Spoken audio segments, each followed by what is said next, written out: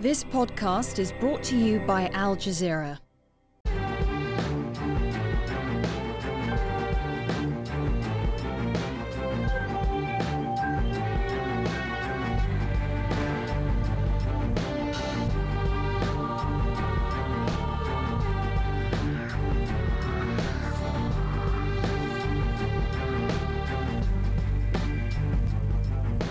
Coming up in today's program, Dancing for Honor, Peruvian style.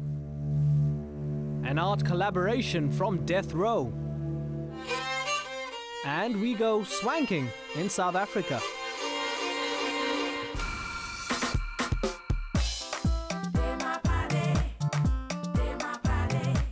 But first, Artsworld travels to Liberia to get an insider's perspective on the country's art scene. Hello and welcome to Artsworld in Monrovia, the capital city of Liberia on the west coast of Africa. My name is Mahmoud Johnson and I live and work here as a radio presenter. This hotel is one of the visible signs of the devastation caused by the Civil War. But things definitely are improving in this country, and one of the visible signs is the establishment of the country's first post-war art gallery.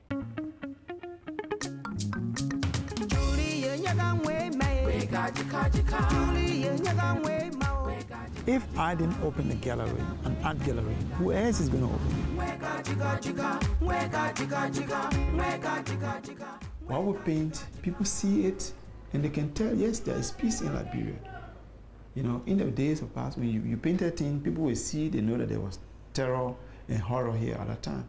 But now we project images, you know, positive images, people dancing, people singing. This art gallery is the fulfillment of Leslie Loomer's dream to give local artists an opportunity to promote their works. I know how I felt when my works were not in an art gallery. When I had to take my works under my arm, go to apartments, go to offices, they say, no, you have to wait small. The boss may is in a meeting, oh, come back later. You have already chartered a taxi and you have to pay that money. It's embarrassing. It's so much embarrassing and it's frustrating. So we all have this place where we can take our works. I encourage all of the artists to bring their work there. There was no time that I was not an artist. I was born an artist. I started to draw from the age of 6, 7. When I went to school with my friends, when the sun is shining, I would let them stand like this, you know, in their shadow, and I would trace the shadow on the ground. That's how I started. Now 38, Leslie draws and paints across a variety of mediums. He studied architecture, but his painting style is self-taught and original. And I saw the palette knife that I normally use to mix colors. I told myself, well, what can I try with this thing? And I tried with it. There was a lot of try and error, and I prefer the effect, the finished effect of the palette knife more than the brush. Because with a palette knife, you are going almost like relief. Leslie's life turned upside down after he was forced to flee his home in 1997. His paintings, depicting the atrocities of Liberia's civil war, had made him unpopular with the Charles Taylor regime. It was to be 8 long years before he came home. These were watercolor paintings of the rebels and their activities, how they terrorized people, how they looted, how they extorted money, so many wrong things.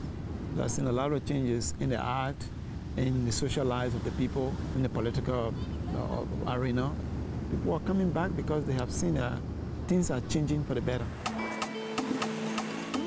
Art is not something you can say, come and buy my art, come and buy my painting, come and buy my banana, come and buy my oranges, before it gets, you know, rotten, you know. People buy art when they really want to. And Leslie's in demand, sometimes for his educational billboards, sometimes for his portraits, and sometimes just for his passionate belief in a better Liberia. Another important part of his work is the daily cartoon he draws for the local newspaper. The cartoon is very, very effective in bringing changes, positive changes into this country. Because when I see things going wrongly, I put it into the cartoon. I talk through the cartoon. That teaches the people to be positive, to think positive, and to clean their backyards. And that is developing the mind of the individual, which is very important. Because if the mind of the individual is not developed, you develop the infrastructure, he's going to destroy them. That's what has been going on in this country. So artists will play a major role in developing this country. Liberia is a country moving forward. It'll take many years to recover from the civil war, but there is a sense of optimism in the air. That painting came about from my neighborhood where I live. I see a lot of children around me. They come and visit my children, they play. So you see right now, children have smile on their faces. And that projects a positive image about Liberia.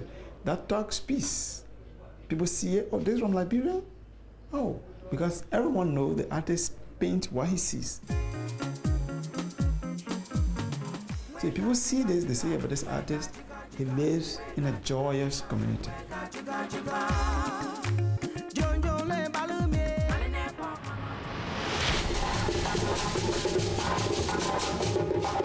That's our traditional Liberian dance. Now to our next story in Lima, Peru. That's a traditional dance called the SCISSOR dance. And it's all about men proving their bravery. And it's a sight that most tourists don't get to see.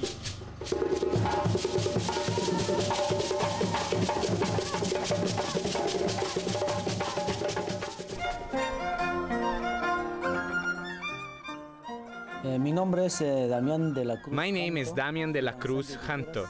I'm a scissor dancer. I'm 40 years old, and in my town, they call me artist Carcadia.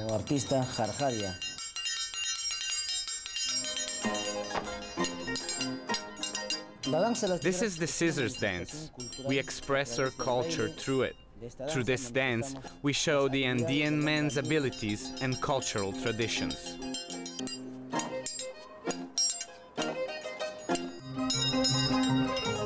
The dancers use two metal poles which take the shape of a pair of scissors. The scissors are two separate metal sheets, a female and a male. The female stays under and the male on top. It makes a high and a low sound. You have to synchronize them to the harp and the violin. The costume represents resistance, a resistance to Western influence. The dance is a ritual that still connects the Andean people to their heritage and to nature. Only chosen men can become scissor dancers. I dance because my grandfather was a dancer. My great-grandfathers were dancers. On many Sundays, they meet on the fringes of the city to compete against each other, to determine who is best and more courageous. There is a bloody side to the dance. We don't perform it for white people. They are not ready to see the kind of things we do. Here, as the sun goes down, they swallow swords, stick pins to the skin on their faces, eat toads or snakes. You have to surrender your body and soul to the dance. I started dancing when I was 5 or 6. At 7, I started sticking small pins here and through my arms. That's how I started to test my endurance, if I could bear the pain. I am a complete scissor dancer, which means I'm also a healer. Some say a witch doctor. This is our tradition, and we respect it.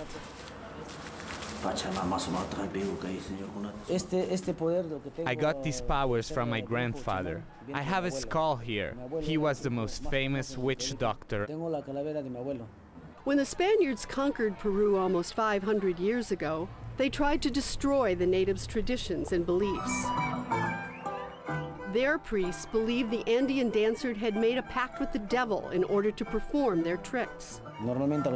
They called us devils.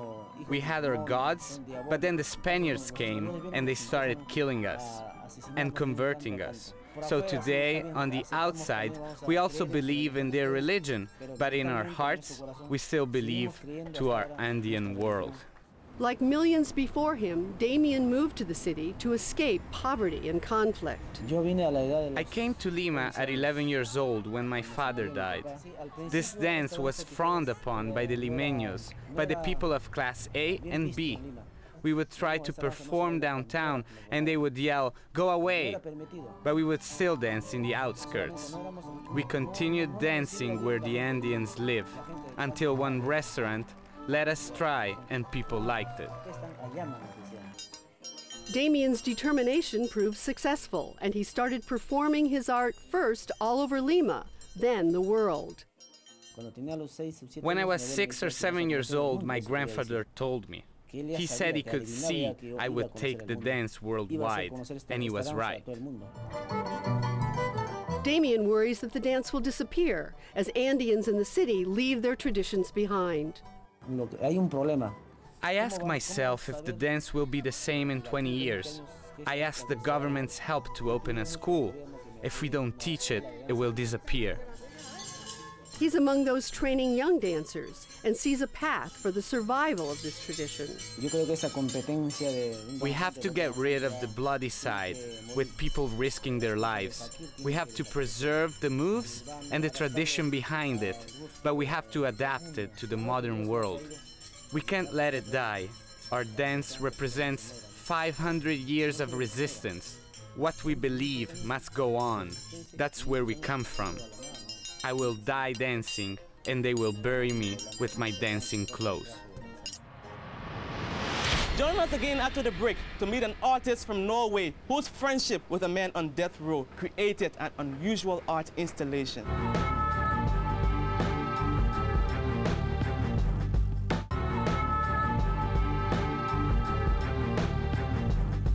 Hello and welcome back to Artsworld in Liberia. I'm relaxing by the Bommy Hills outside Monrovia, and it's a quiet and peaceful place for reflection. Now, when you're on death row in Texas, America, there is plenty of time for reflection.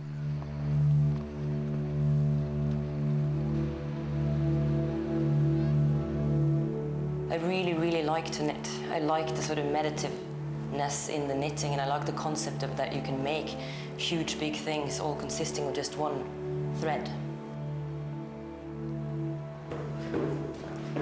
A friend of mine told me about Les Tricoteuses, which were these women who would knit next to the guillotine during the French Revolution.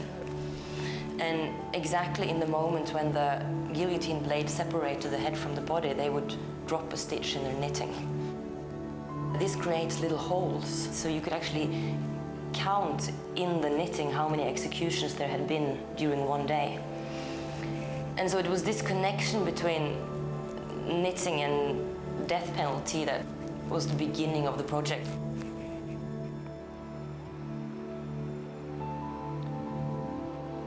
To begin with, I was just sort of thinking I had to get in touch with someone that was actually on death row, but I don't know why.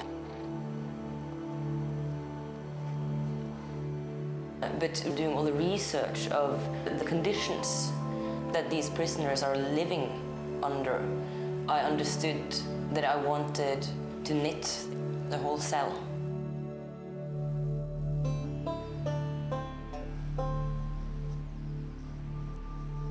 I met Sister about 2 years ago, and she had written me a letter saying that she wanted to do a project together. But when I got in here, I'm just like, oh, she's all pretty and everything, and I'm just like, not knowing what to do because I'm locked in this cage, and it's like I'm trapped in here with desires and stuff like that and passions, and I'm like looking around, not really wanting to look at her, right? To begin with, I read through pen pal requests all over the United States. There is about 3,500 people on death row. So eventually I just eliminated it down to Texas. One of the reasons that I chose to write to CARLTON was that he was interested in art, and also he did not claim to be innocent. Meeting someone in this situation amplifies every emotion. So I did not expect at all to get emotionally attached to CARLTON. This here is the food slot, so this is where all the food is passed. Obviously this is the windows, and the window at the back is actually even further up on the wall. So he has to stand on his bunk, and really, so that it's really hard for him to actually look outside. When you deal with someone in this situation, you in a way have to tread so carefully. And it's really important that CARLTON not only felt that it's his piece, but that he doesn't feel that I'm sort of stamping on him or using him or things like this. So you have to be very sort of careful. Once we figured out what we wanted to do, we started seeing that we see kind of the same vision, right, of how we would want the project to be presented. Well, like some of the symbols and everything that surrounds the symbols and stuff.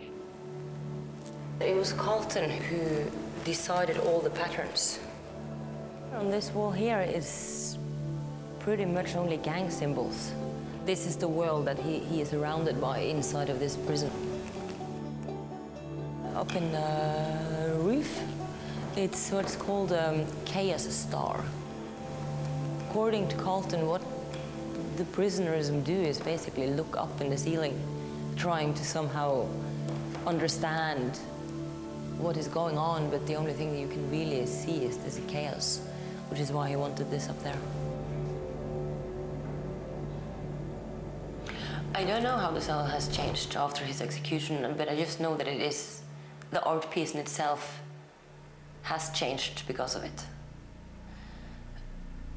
I know that when CARLTON was alive, it somehow held a sort of hope to it. It was a more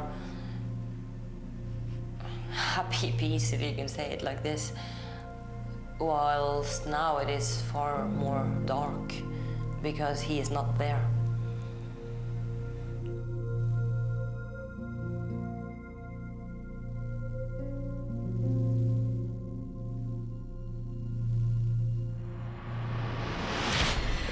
How do I look?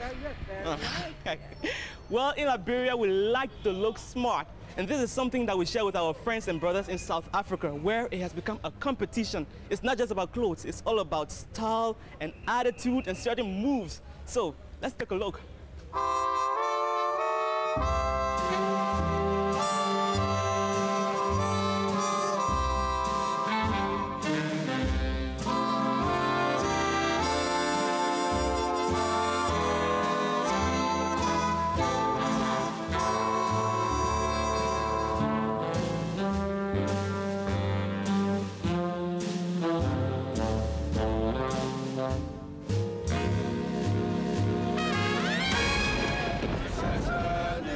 Jeppy Men's Hostel, Johannesburg, Saturday night.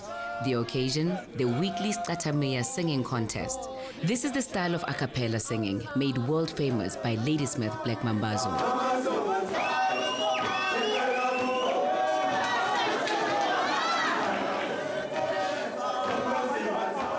There are a few individuals that stick out in this crowd.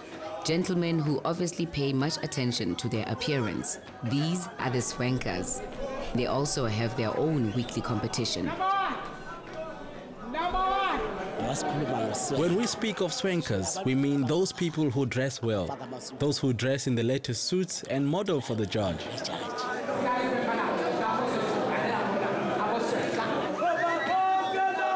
Swanking is regarded as very much part of isicathamiya culture. It all began in the 1950s in the rural areas when returning migrants would dress up in natty Western-style clothing and pose to impress the girls. It was then brought to Joburg. There may no longer be as many contestants as there were in those golden years of swanking, but those few that remain take it very seriously indeed. There's a gentleman from KwaZulu here. His name is DINGAAN. He's really the best.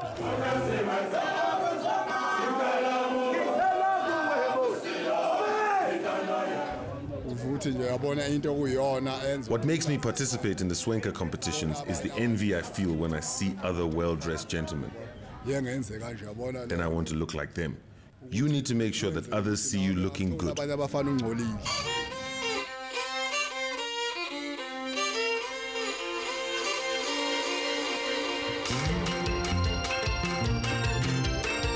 The term derives from the English word swank, which means to show off or boast. The swanker culture is part fashion show, part choreography, and part moral code, the fundamentals of which are cleanliness, sobriety, and above all, honor. These principles generate self-respect in men who in their daily lives may often do menial work. Don't be deceived when you see me like this.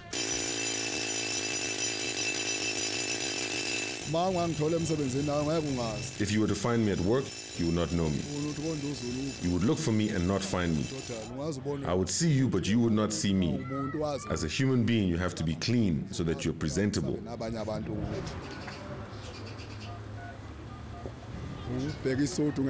When I buy a suit, I look at the color and the quality of the suit. I look for the brand name. Then I fit it on in the store. I make sure it doesn't sit too tightly on my body and that it's comfortable. The most expensive suit I've bought cost me 1,500 Rand, including the shirt and tie. On that day, when I left the store, tears came to my eyes. I thought, how could I spend so much money on something I can't even eat?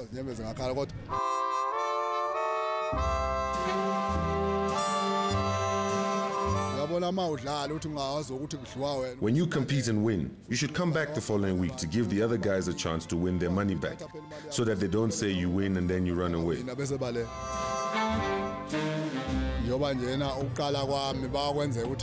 When I first began, we would compete against 15 or 20 in the hall. Now we're competing against 8, maybe 9, sometimes less.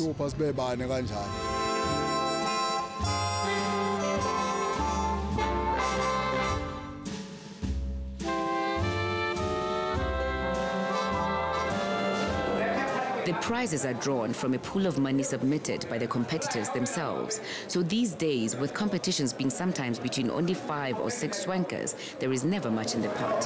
Number 4, 5, Simon Koza. 3, DINGAAN ZULU. You have to be a good sport. If you win some money, you must bring it back into the pool, just like a floating trophy. Tonight, DINGAAN hasn't done as well as he might have hoped. In 3rd place, he may only just get his money back. But as DINGAAN says, winning is not really about the money. For him, the most important thing is to keep on swanking.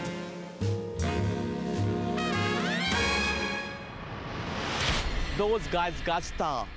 Well, that's it for me, Mahmoud Johnson, here in Liberia. And thank you for watching Artsworld. Now remember, you must take care of yourself, as we Liberians say, take care of yourself. Goodbye.